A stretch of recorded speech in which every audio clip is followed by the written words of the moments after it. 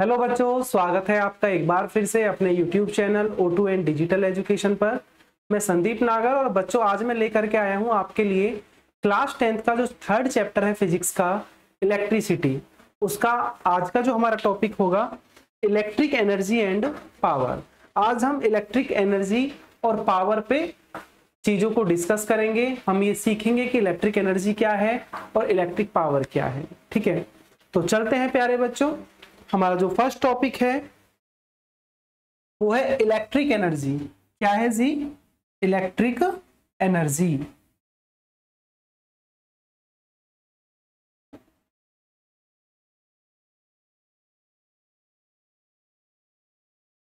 Electric energy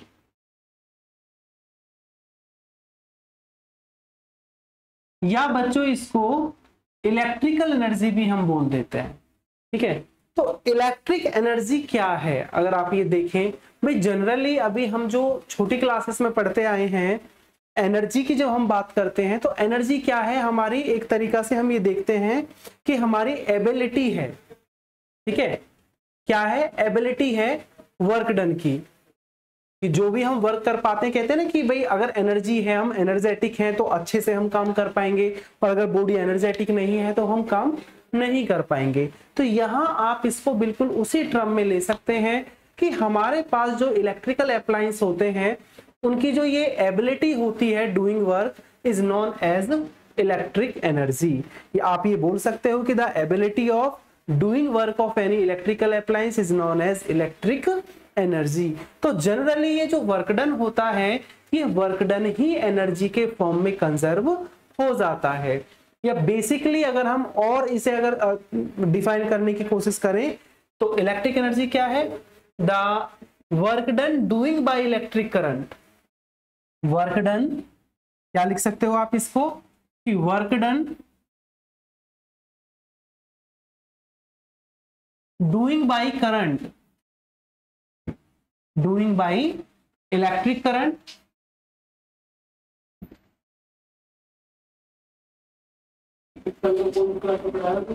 work done doing by electric current is known as electric energy,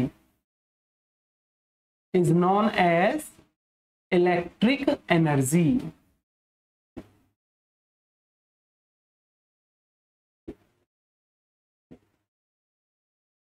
तो generally क्या होता है कि इस इलेक्ट्रिक एनर्जी को, इसका जो अगर आप ये मीन्स देखते हैं कि भाई इलेक्ट्रिकल एनर्जी क्या है, तो ये आपका एक तरीका से क्या है, वर्क डन ही है। तो इलेक्ट्रिक एनर्जी अगर हम देखें तो इसके इक्वल होगा वर्क डन के।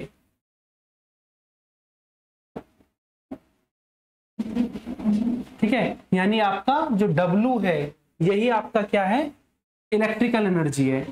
और W इक्वल टू क्या होता है?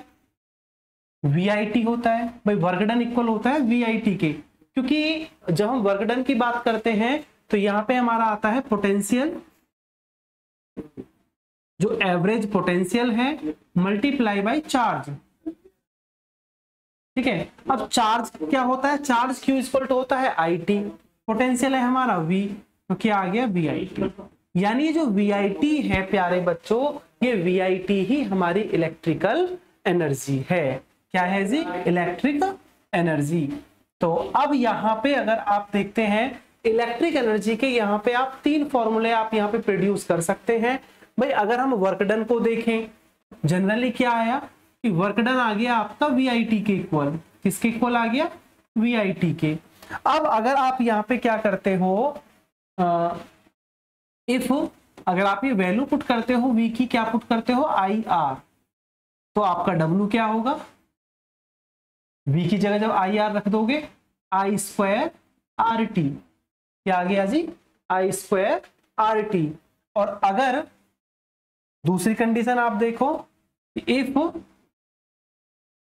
अगर हम ये, आप ये कहते हो कि हम V की वैल्यू IR नहीं रख रहे हैं सर, हम तो I की वैल्यू V/R रखेंगे, तो उस कंडीशन में आपका वर्क डन क्या हो जाएगा? ये हो जाएगा। फिर आप जब I की जगह VR रखेंगे तो V² T/R। तो इस तरीका से अगर आप देखते हैं बच्चों तो आपका एक तो वर्क डन का फॉर्मूला हुआ W इक्वल टू VIT, एक आ गया W इक्वल टू I²RT, एक हो गया W इक्वल टू V²T/R।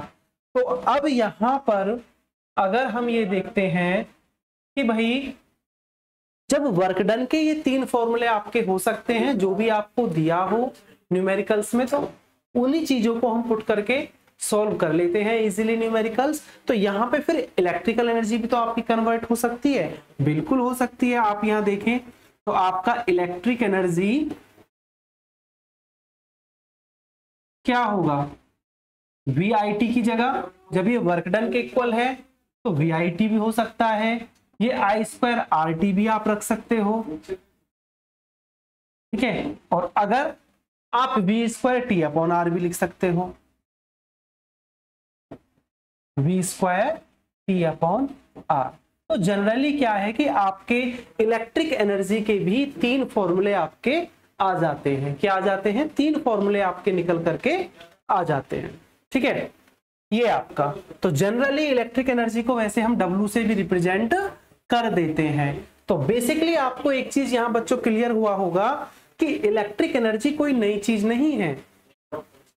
हमारे इलेक्ट्रिक सर्किट में जब करंट फ्लो होता है तो इस करंट, ये जो वर्क डन करता है या इस करंट की वजह से जो एनर्जी जनरेट होती है, उस एनर्जी को हम इलेक्ट्रिकल एनर्जी कहते हैं। तो आप सिंपली बोल सकते हैं कि the energy produce by electric current is known as electrical energy. और किसी भी सर्किट के लिए, किसी इलेक्ट्रिकल अप्लायंस के लिए जो इलेक्ट्रिकल एनर्जी की वैल्यू होती है, वो उस इलेक्ट्रिकल अप्लायंस की एबिलिटी जो है वर्क डन की, उस वर्क डन के इक्वल होती है। यानी कि इलेक्ट्रिकल एनर्जी आपका इक्वल होगा वर्क डन के। तो उस हिसाब से आपकी इलेक्ट्रिक एनर्जी के 3 फॉर्मूले निकल करके आएंगे, फर्स्ट, सेकंड और थर्ड, ठीक है। नेक्स्ट बच्चों, यहाँ पे हमारा जो नेक्स्ट टॉपिक है वो नेक्स्ट क्या है? Electric power. क्या है प्यारे बच्चों? Electric power. हमारा नेक्स्ट टॉपिक है इलेक्ट्रिक पावर। तो अब अगर हम इलेक्ट्रिक पावर की बात करते हैं कि भाई इलेक्ट्रिक पावर क्या है, तो अभी हमने इलेक्ट्रिकल एनर्जी को पढ़ा, तो इलेक्ट्रिकल एनर्जी क्या था? अमाउंट ऑफ वर्क डन था। अब अगर हम ये अमाउंट ऑफ वर्क डन को अगर हम टाइम के साथ को रिलेट कर करके चलते हैं, यानी कि the rate of doing work, the rate of doing work is known as electric power. यानी किसी भी इलेक्ट्रिकल अप्लायंस का जो इलेक्ट्रिक पावर होगी वो उसके वर्क डन का रेट होगा। जनरली आप इसे ऐसे समझ सकते हैं कि हमारे पास कोई इलेक्ट्रिकल अप्लायंस है जो कि किसी वर्क डन को 1 आवर में कंप्लीट करता है, ठीक है। मान के चलो कि अगर हमको 100 जूल वर्क डन, एक इलेक्ट्रिकल अप्लायंस है जो 100 जूल वर्क डन को 1 आवर में कंप्लीट कर रहा है, अनदर है कोई जो 100 जूल को हाफ आवर में कन्वर्ट कर रहा है, तो हम क्या बोलेंगे कि भी सेकंड वाले की पावर ग्रेटर देन है फर्स्ट वाले के।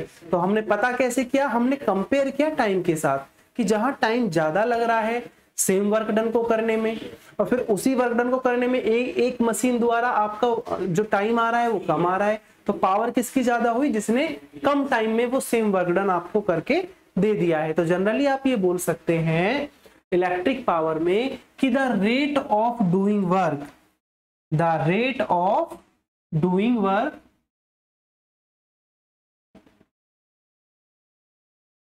rate of doing work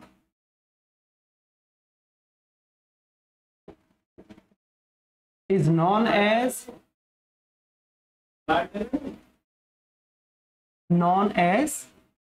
electric power. Electric power. अब जनरली क्या होता है बच्चों, इस इलेक्ट्रिक पावर को जो रिप्रेजेंट किया जाता है, अगर हम देखें तो इलेक्ट्रिक पावर को P से रिप्रेजेंट किया जाता है, और P इज इक्वल टू होता है W/T। क्या होता है प्यारे बच्चों? W/T, है ना, अमाउंट ऑफ वर्क डन। अब हमें पता है कि भाई वर्क डन तो क्या होता है? VIT के इक्वल होता है अपॉन T। तो T से T आपका कैंसिल आउट, तो P इज इक्वल टू क्या आ गया? VI आ गया। ये आगे जी आपकी पावर। और इसमें भी आगे क्या है कि भाई अगर आप ये देखें, अगर आप v की वैल्यू IR पुट करते हैं, v इक्वल टू क्या लेते हैं IR, तो देन आपका पावर क्या हो जाएगा I²R। ये आ गया जी आपका सेकंड फॉर्मूला पावर का। ठीक है, सिमिलरली अगर आप देखें कि अगर आप I की वैल्यू पुट करते हैं V/R, अगर आप I इक्वल टू क्या लेते हैं V/R लेते हैं, तो P इक्वल टू क्या हो जाएगा, P इक्वल टू हो जाएगा V²/R। क्या हो जाएगा जी V²/R। तो आप यहां देखें जिस तरीका से आपके इलेक्ट्रिकल एनर्जी के 3 फॉर्मूले निकल करके आए थे, तो प्यारे बच्चों यहां पर भी हमारे 3 फॉर्मूले निकल करके आते हैं। ठीक है, अब अगर आप इसके यूनिट की बात देखते हैं, अगर आप देखें कि unit of power, unit of power, तो पावर की यूनिट होती है भाई वर्क डन है। वर्क डन का क्या होता है जूल, तो जूल अपॉन में क्या है टाइम पर सेकेंड, तो यूनिट क्या हो गई जूल पर सेकेंड, और इस जूल पर सेकेंड को हम बोलते हैं वाट। क्या बोलते हैं जी वाट। ठीक है, आपका 1 जूल पर सेकेंड क्या हो गया वाट हो गया। ठीक है, अब यहां जनरली क्या है, अगर कई बार हमसे ये पूछ लेता है कि भाई इसकी जो मेजर अगर आप यूनिट्स देखते हैं, जैसे 1 किलोवाट आ गया, 1 किलोवाट, तो 1 किलोवाट का मतलब क्या हो गया आपका 1000 वॉट। ठीक है, कितना आ गया 1000 वॉट। ये आप इसकी बड़ी यूनिट आप रख सकते हैं। अगर एक मेगावाट की हम बात करते हैं कि 1 मेगावाट, 1 मेगा में होते हैं 10 की पावर 6, तो 10 की पावर 6 वाट, तो 1 मेगावाट आपके किसके इक्वल हो गया 10 की पावर 6 वाट। अच्छा बच्चों, इसमें एक चीज और आती है, इसका हॉर्स पावर। इलेक्ट्रिकल पावर को जो हम मेजर करते हैं, एक इसकी यूनिट हॉर्स पावर भी होती है। तो हॉर्स पावर किसके इक्वल होती है 1 हॉर्स पावर। आपने सुना होगा कि जो इंजन होते हैं उनकी पावर को हॉर्स पावर में मेजर किया जाता है कि भाई ये 8 हॉर्स पावर का इंजन है या फिर 12 हॉर्स पावर का है, तो ये हॉर्स पावर किसके इक्वल है बच्चों, ये जो हॉर्स पावर है आपकी ये होती है 746 वाट के इक्वल। यानी 1 हॉर्स पावर में क्या होता है 746 वाट होता है। ठीक है, तो ये चीजें रही हमारी किसकी इलेक्ट्रिक पावर की। इलेक्ट्रिक पावर में अगर आप देखो इसकी क्या होता है, इलेक्ट्रिक पावर देख लीजिए, या फिर हम एनर्जी के टर्म में अगर देखते हैं तो एक कॉमर्शियल यूनिट हम यूज करते हैं। इलेक्ट्रिकल एनर्जी की क्या यूज करते हैं कॉमर्शियल यूनिट यूज करते हैं, तो वो होता है किलोवाट आवर। क्या होता है किलोवाट आवर। तो अगर यहाँ पे बेसिकली आपसे पूछा जाए कि कॉमर्शियल यूनिट,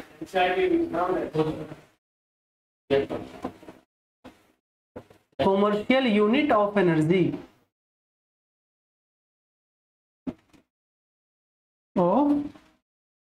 एनर्जी, तो जब एनर्जी की कॉमर्शियल यूनिट की बात की जाती है, जो हम कहते हैं ना हमारे यहाँ जो इलेक्ट्रिकल एनर्जी का कंजप्शन होता है, ठीक है, तो एक तरीका से वो आपकी पावर भी है कि the consumption of electrical energy is known as power. तो इसकी कॉमर्शियल यूनिट क्या होती है, हम कहते हैं कि भाई हमारा बिल हमारी 100 यूनिट्स हो गई या हमारी 300 यूनिट्स हो गई। तो ये जो यूनिट्स है प्यारे बच्चों, ये कॉमर्शियल यूनिट है किसकी एनर्जी की, और कॉमर्शियल यूनिट आपकी इक्वल होती है 1 किलोवाट आवर। 1 किलोवाट आवर, और इसका मतलब क्या होता है 1 किलोवाट आवर का मतलब होता है कि अगर हमारा कोई इलेक्ट्रिकल अप्लायंस 1 किलोवाट का है, कितने किलोवाट का है 1 किलोवाट का, और वो इलेक्ट्रिकल अप्लायंस अगर 1 घंटे क्या ऑपरेट होता है, 1 घंटे रनिंग में रहता है, 1 घंटे हमने काम उससे किया, मान के चल लीजिए कि हमारे पास कोई इलेक्ट्रिकल अप्लायंस है, फॉर एग्जांपल मान लीजिए जैसे आपका हीटर है, तो इलेक्ट्रिक हीटर अगर हम ये माने कि उसकी पावर है 1 किलोवाट, और उस 1 किलोवाट के हीटर को अगर हम 1 घंटे तक क्या करते हैं चलाते हैं, 1 घंटे तक हम उसे यूज में लेते हैं, तो वो 1 किलोवाट आवर एनर्जी का क्या करेगा कंजप्शन करेगा। 1 किलोवाट आवर का क्या करेगा कंजप्शन, यानी कि उसकी जो एनर्जी होगी वो 1 यूनिट। ठीक है, तो कॉमर्शियल यूनिट क्या हो गई एनर्जी की? 1 किलोवाट आवर। अब अगर आप इस 1 किलोवाट आवर को जूल में कन्वर्ट करते हैं तो प्यारे बच्चों जूल में कैसे कन्वर्ट करोगे? भाई आप एक चीज यहां देख सकते हैं कि 1 किलोवाट है, 1 किलो में 1000 वाट। ठीक है, इसे अगर मैं जूल पर सेकंड में कन्वर्ट करता हूं तो आप एक चीज बताइए कि ये आवर को अगर हम कन्वर्ट करें तो 1 आवर में क्या होता है? 3600 आपका, क्योंकि 1 आवर में होते हैं 60 मिनट और 1 मिनट में होते हैं 60 सेकेंड, तो 3600 सेकेंड आ गया।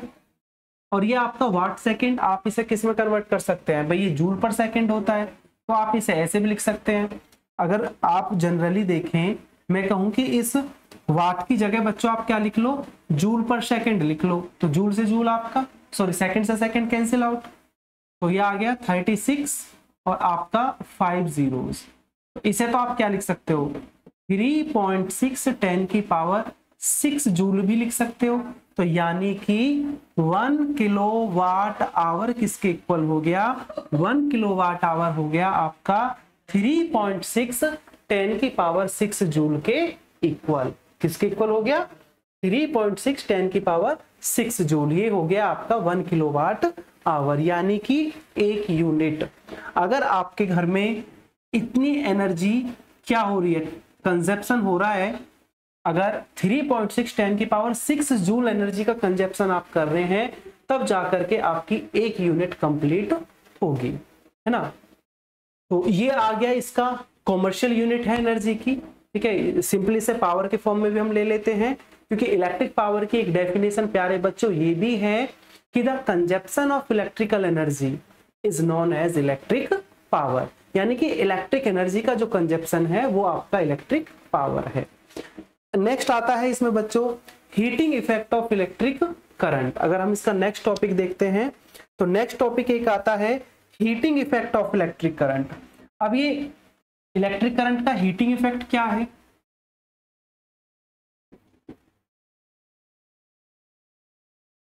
हीटिंग इफेक्ट ऑफ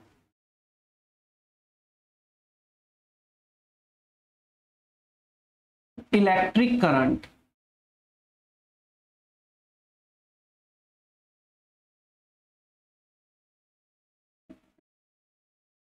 क्या है प्यारे बच्चों? ये heating effect of electric current की अगर हम बात करते हैं तो प्यारे बच्चों आप एक चीज आपने नोटिस किया होगा, आज की अगर डेट में हम बात करते हैं कि जो हम अपने गैजेट, फॉर एग्जांपल आप मोबाइल ही ले लीजिए, कि अगर आप अपना सेल फोन एक लॉन्ग टाइम तक आप उसे जब ऑपरेट करते हैं, कंप्यूटर ऑपरेट आप कर रहे हैं या फिर आप मोबाइल चला रहे हैं, तो वो धीरे धीरे क्या होने लगता है? गर्म होने लगता है। ठीक है, या फिर आप ये मान के चले कि अगर हम फ्रीज घर में यूज कर रहे हैं तो स्टार्टिंग में तो फ्रिज गर्म नहीं होगा, लेकिन कुछ टाइम के बाद फ्रिज गर्म होने लगता है। XYZ कोई भी इलेक्ट्रिकल अप्लायंस है, जब वो वर्किंग मोड में आता है तो कुछ टाइम बाद वो गर्म होने लगता है। तो ये किस वजह से है? तो ये बच्चों ये है हमारा heating effect of electric current, क्योंकि जब किसी सर्किट में इलेक्ट्रिक करंट फ्लो होती है तो इलेक्ट्रिक करंट के फ्लो से वो सर्किट गर्म होने लगता है, सर्किट हीट होने लगता है, और this effect is known as heating effect of electric current. आप इसे ऐसे भी डिफाइन कर सकते हो कि the production of heat by electric current. कैसे कह सकते हो? कि production of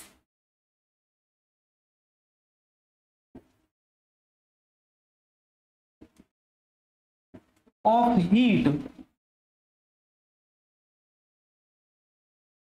production of heat energy by electric current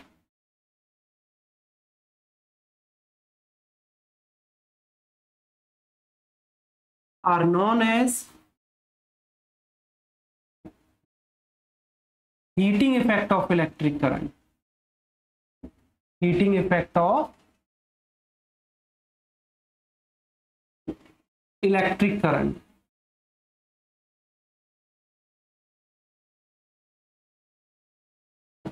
और अगर आपसे ये पूछा जाए कि भाई कितनी हीट प्रोड्यूस होगी, हम कैसे पता करें कि अगर किसी इलेक्ट्रिकल सर्किट में जब करंट फ्लो होता है तो उसमें कितनी हीट प्रोड्यूस होगी या अमाउंट ऑफ हीट एनर्जी क्या होगा। तो अगर हम अमाउंट ऑफ हीट एनर्जी की बात करते हैं तो ये हमारा इक्वल होता है वर्क डन के, यानी अमाउंट ऑफ हीट जो प्रोड्यूस हो रही है किसी भी इलेक्ट्रिकल सर्किट में, जब आप उस सर्किट में इलेक्ट्रिक करंट क्या करा रहे हैं, फ्लो करा रहे हैं, तो वो इक्वल होता है वर्क डन के। वर्क डन क्या है आपका, VIT के इक्वल है। तो आपका H इक्वल टू क्या हो गया, VIT। क्लियर, यानी ये तो एक तरीका से इलेक्ट्रिकल एनर्जी के ही इक्वल है। अब अगर V की वैल्यू आप IR पुट करते हैं, क्या करते हैं, V की वैल्यू IR पुट करते हैं जी, भाई इफ V इक्वल टू आप IR पुट करेंगे तो H इक्वल टू क्या आ जाएगा, I² RT आ जाएगा। ठीक है, दूसरा अगर आप ये देखें कि भाई हम अगर यहाँ पे क्या काम करते हैं कि V की वैल्यू IR पुट ना करके I इक्वल टू V/R हो, तो फिर आपका जो हीट प्रोड्यूस होगी वो क्या हो जाएगा, V² T/R, V² T/R। तो यहाँ पे ये जो हीट प्रोड्यूस्ड है इसके भी 3 फॉर्मूले आपके निकल करके आ गए। तो अभी अगर आप ये डेरिवेशन देखें तो बच्चों आप एक चीज पाएंगे कि जो इलेक्ट्रिकल एनर्जी है वो हीट एनर्जी के इक्वल है, या फिर हम ये कहें कि हीट एनर्जी आपका, चाहे आप उसे वर्क डन बोल लीजिए या फिर आप उसे इलेक्ट्रिकल एनर्जी बोल लीजिए, उसके इक्वल होता है। तो प्यारे बच्चों समझ में आया होगा आपको कि heating effect of electric current क्या होता है। जनरली कुछ भी नहीं है, तो आप इसे ऐसे भी डिफाइन कर सकते हो कि the process of producing heat by flowing electric current in any circuit is known as, या in any conductor is known as heating effect of electric current. अब इसके ऊपर बेस्ड कुछ इलेक्ट्रिकल अप्लायंस है जो हम यूज करते हैं, जैसे बच्चों इलेक्ट्रिक हीटर है, क्या है जी, इलेक्ट्रिक हीटर है, वो इसी प्रिंसिपल पर बेस्ड है। ठीक है, आपका क्या है, आयरन है।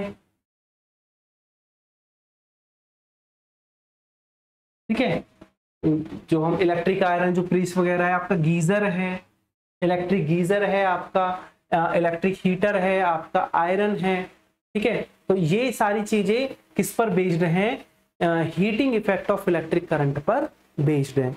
इसी को ध्यान में रख कर के एक साइंटिस्ट जो महोदय हमारे जूल महोदय थे, उन्होंने एक लॉ दिया था जिसको हम कहते हैं जूल्स लॉ ऑफ हीटिंग। क्या कहते हैं प्यारे बच्चों, जूल्स लॉ ऑफ हीटिंग। तो क्या है, अगर हम जूल्स लॉ ऑफ हीटिंग की बात करें,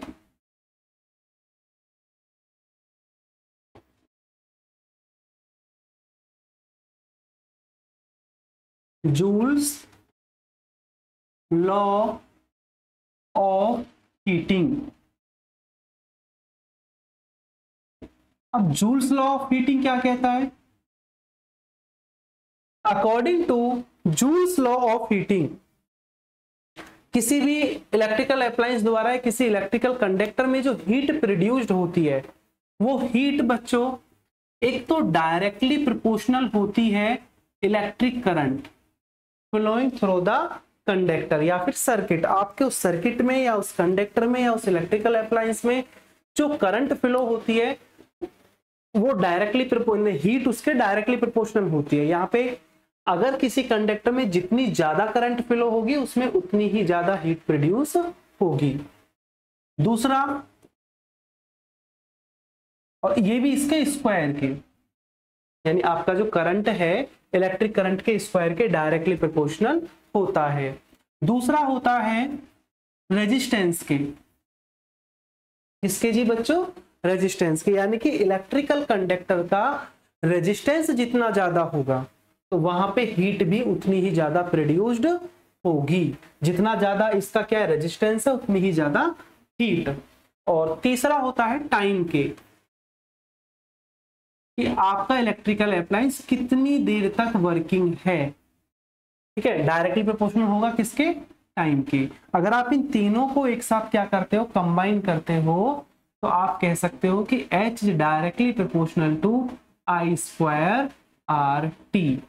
ये प्रोपोर्शनल साइन हटाओगे तो एक कांस्टेंट ले लेते हैं हम यहाँ पे, ठीक है, मान के चलो के हमने कांस्टेंट ले लिया और यहाँ पे के हमारा प्रोपोर्शनल कांस्टेंट है जिसकी वैल्यू क्या होती है 1 हम लेकर के चलते हैं, तो H इक्वल टू क्या आ जाएगा I स्क्वायर RT, और इसी को हम कहते हैं Joule's law of heating. Joule's law of heating में हमें यही बताया है कि according to Joule's law of heating the heat produced in any conductor always number first directly proportional to the square of current flowing through this conductor, number second amount of heat या produced heat is directly proportional to the resistance of conductor, और number third heat produced is directly proportional to time। आपका electrical appliance जितनी देर तक, जितना time वो लेगा, जितने time तक आप उसे ऑपरेट करेंगे उतनी ही ज्यादा हीट प्रोड्यूस्ड होगी। तो ये आ गया बच्चों हमारा joules law of heating. Joule's law of heating के बाद एक छोटा सा टॉपिक आता है प्यारे बच्चों, superconductor and superconductivity. क्या जी? Superconductor and superconductivity क्या है ये? अगर हम इनकी बात करते हैं कि भाई सुपर कंडक्टर, सुपर कंडक्टर और दूसरा सुपर कंडक्टिविटी। तो सुपर कंडक्टर क्या होता है? साइंटिस्ट कैमरलिंग ओन्स, साइंटिस्ट थे प्यारे बच्चों कैमरलिंग ओन्स। कैमरलिंग ओन्स ने क्या बताया? उन्होंने ये बताया था कि कुछ मटेरियल ऐसे होते हैं जो आपका लो टेम्परेचर पर जिनकी रेजिस्टिविटी क्या हो जाती है? जीरो हो जाती है, यानी कि रेजिस्टेंस उनका जीरो हो जाता है। जब मटेरियल में रेजिस्टेंस ही नहीं रहेगा तो उसमें इलेक्ट्रिक करंट का फ्लो एकदम तेजी के साथ होगा। होता क्या है कि जब रेजिस्टिविटी जीरो हुई तो उसकी कंडक्टिविटी इंक्रीज हो जाती है, यानी बहुत तेजी के साथ फिर उसमें इलेक्ट्रिक करंट का फ्लो होता है। तो इस टाइप के मटेरियल्स को नाम दिया गया है सुपर कंडक्टर का। और इस फिनोमिना का, कौन से फिनोमिना का? कि जिसमें लो टेम्परेचर पर रेजिस्टिविटी आपकी क्या हो रही है? जीरो हो रही है और आपका सुपर करंट एकदम उसमें फ्लो हो रहा है। इस फिनोमिना को हम कहते हैं सुपर कंडक्टिविटी। क्या कहते हैं प्यारे बच्चों? Super conductivity. और इसी प्रिंसिपल पर बेस्ड है हमारे सुपर कंप्यूटर्स। सुपर कंप्यूटर्स हमारे इसी उस पर बेस्ड हैं, सुपर कंडक्टिविटी पर। तो जनरली होता क्या है कि कुछ मटेरियल्स ऐसे हैं कि जो लो टेम्परेचर पे जाकर के एक पर्टिकुलर टेम्परेचर से नीचे अगर आप उनको कूल करते हैं तो उनका रेजिस्टेंस जीरो हो जाता है। जब कंडक्टर में रेजिस्टेंस ही ना बचेगा भैया तो उसमें तो इलेक्ट्रिक करंट बहुत अच्छे से फ्लो होगी, बहुत फास्ट स्पीड में फ्लो होगी, तो वो मटेरियल आपका क्या बन गया? सुपर कंडक्टर बन गया। ठीक है, तो इस टाइप के मटेरियल्स को तो नाम दे दिया गया सुपर कंडक्टर्स का। और ये जो प्रॉपर्टी है, ये जो फिनोमिना है जिसमें रेजिस्टेंस आपका जीरो हो जा रहा है, उसको हम कहते हैं सुपर कंडक्टिविटी। क्या कहते हैं प्यारे बच्चों? Super conductivity. ठीक है, एक इसमें एक और टॉपिक था इलेक्ट्रिक फ्यूज का, लेकिन वो आप जब 4th चैप्टर प्यारे बच्चों पढ़ेंगे, नेक्स्ट वाला जो चैप्टर है, तो वहां पे आप वो सेफ्टी डिवाइस फ्यूज के बारे में आप वहां डिस्कस कर सकते हैं, तो वहां हम वो डिस्कस करेंगे फ्यूज। तो जनरली आज के जो हमने टॉपिक क्या किए हैं, डिस्कस किया है, तो आज हमने डिस्कस किया था कि भाई इलेक्ट्रिकल एनर्जी क्या है, थोड़ा सा रिकॉल इसे कर लेते हैं। ठीक है, इलेक्ट्रिकल एनर्जी क्या है, उसके बाद हमने देखा था इलेक्ट्रिक पावर क्या है। इलेक्ट्रिक पावर सीखने के बाद फिर हमने देखा कॉमर्शियल यूनिट ऑफ पावर। ठीक है, उसके बाद फिर हमने देखा कि heating effect of electric current क्या है, जूल्स लॉ ऑफ हीटिंग क्या है, सुपर कंडक्टर्स और कंडक्टिविटी क्या है। और मैं उम्मीद करता हूं बच्चों आपको एक क्लियर समझ में आया होगा। अच्छा, यहाँ एक चीज मैं आपसे डिस्कस करना चाह रहा हूं प्यारे बच्चों, कि जो हॉर्स पावर हमारी जो एनर्जी है, ठीक है, वो आप एक तरीका से देखें कि हम उसे कॉमर्शियली यूज ना करके हैवी ट्रम में, कि जब पावर क्या हो, अगर हैवी ट्रम में यूज करना है तो हम हॉर्स पावर यूज करते हैं। और 1 हॉर्स पावर हमारा कितना होता है? 746 वॉट के इक्वल होता है। तो आज की वीडियो में प्यारे बच्चों इतना ही। ठीक है, उम्मीद करता हूं आपको अच्छे समझ में आया होगा, लेकिन फिर भी अगर आपका कोई डाउट बचता है तो बच्चों आप हमको इस वीडियो के डिस्क्रिप्शन में लिंक दिया हुआ है, जिसकी हेल्प से आप हमसे व्हाट्सएप के माध्यम से भी जुड़ सकते हैं। और सैटरडे संडे वो व्हाट्सएप ग्रुप आपका ओपन रहता है, जिसमें आप अपने डाउट्स हमसे शेयर करके उनका क्या पा सकते हैं, आप उनका रिजल्ट आपको मिलेगा, उनके आपके डाउट्स वगैरह आपको क्लियर हो जाएंगे। तो उम्मीद करता हूं बच्चों अच्छा समझ में आया होगा। आप इसे लाइक करें, अपने साथ के बच्चों में से ज्यादा शेयर करें। तो मिलते हैं बच्चों अपनी नेक्स्ट वीडियो में। धन्यवाद।